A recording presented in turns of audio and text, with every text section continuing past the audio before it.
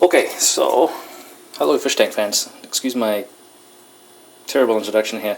What I'm doing right now is cleaning out the Magnum 350 canister filter, and as you can see, mine is pretty dirty right now. I did some major cleaning or purging of plants recently, and a lot of my substrate the clay kind of mixed in with the water, so the filter sucked it up eventually, which is why it's kind of a browny color here. It normally would be not quite as dark as that or brown as that.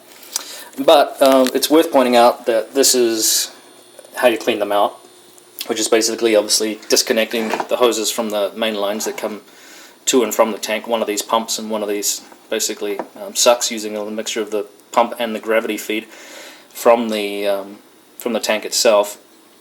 Real simple. It's just got a little where is it on the side here? It's probably better to show. There's a little clip there basically that holds it all together once it's twisted on, and then you twist it back and then insert this sleeve over the top of it to hold it together to make sure it doesn't.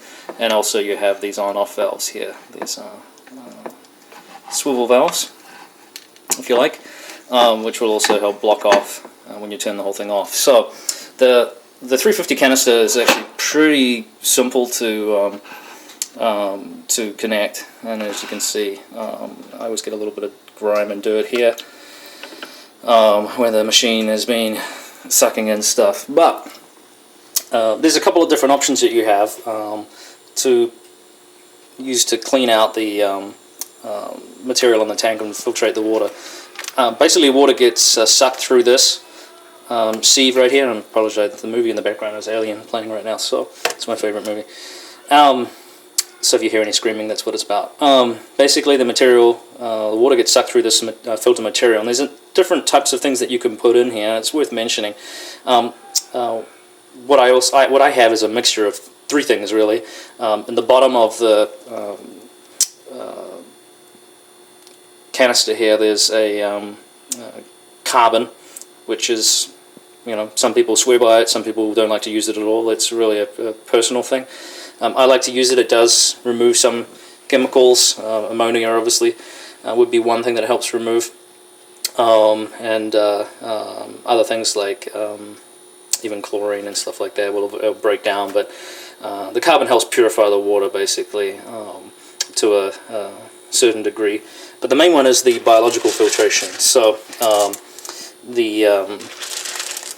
what I have is this ceramic bead, basically, these little cylinders, if you like, and the brown nature of this basically means that bacteria is growing on it. There's a mixture of grunge as well, and then in the middle of that, I put that layer on the top, and then underneath I usually use what I like is the bio balls. So again, I apologize, my lens kept this swaying into view there.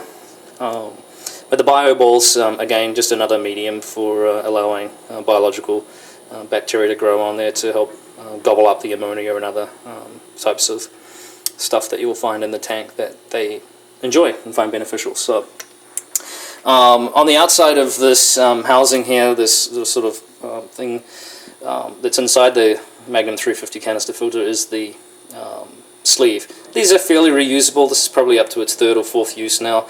After a while it just gets too clogged with stuff. It's usually fairly black by the time I start cleaning it. So this basically is the mechanical filtration before you get into the chemical / biological filtration, which is, as I said before, is your ceramic stuff, and then your the bio ball. So basically what I'm doing right now is taking these out and transferring them into place so I can remove the carbon. Obviously, after a period of time, the carbon loses its luster, if you like, and is no longer any good. So by removing that, probably once a month is sufficient. Then it helps keep that water quality up there. And I have found it's a pain in the backside to clean this out. So really, it's a two-handed job. So holding the camera right now is not going to work. But I wanted to show, those who are new to canister filters and those who are new to fish tanks, this is just one option that you can use to keep the water quality really, really pristine Obviously these have a high filtration rate or high cycle rate of water for a relatively inexpensive investment. Probably better than most hang on the back or internal filtration systems. If you're really looking for water quality, which for certain species of fish, whether that be marine or freshwater, tropical freshwater, you kind of need. You can't really get by with mediocre filtration. So that's it in a nuts and bolts. In here, eventually I'll pull all the components. This whole thing comes out real easy to clean. It's messy sometimes, especially like I said right now. It's kind of dirty, but it won't take long to clean it and put it back together. It recommends filling up to about the line here with water to get it going. But I found once you connect it back up again and flip the valves, the water comes pouring back in from the tank. So you know, it's whatever, swings and roundabouts as we say back home. So it's really just a preference thing. As long as you're not running it dry, that's really the crucial thing. So again, this has been a great filter for me, and it keeps chugging along. It's very, very simple, good to operate. And inside the bottom here, there's a couple of little things that fall off whenever I start cleaning out. That's the impeller shaft, nice big magnet there. Great thing is my sink is magnetic, so I can stick it there so I don't lose it. And then I got to clean all this up before my wife gets home and chucks a mental at me for cleaning fish product with the sink, which I'm sure many women watching right now are in agreement with my wife. So that'll do. Thanks for watching, and you've been watching Prickly Hedgehog, and this is, I guess, more Fish Tank 101 stuff. So I hope this helps in some way and gives you some idea of what you can do with a basic filter. Like I said, 3 different types of media: carbon, the bio balls, and the ceramic discs. So the little tubes, whatever you call them. Cheers. Bye.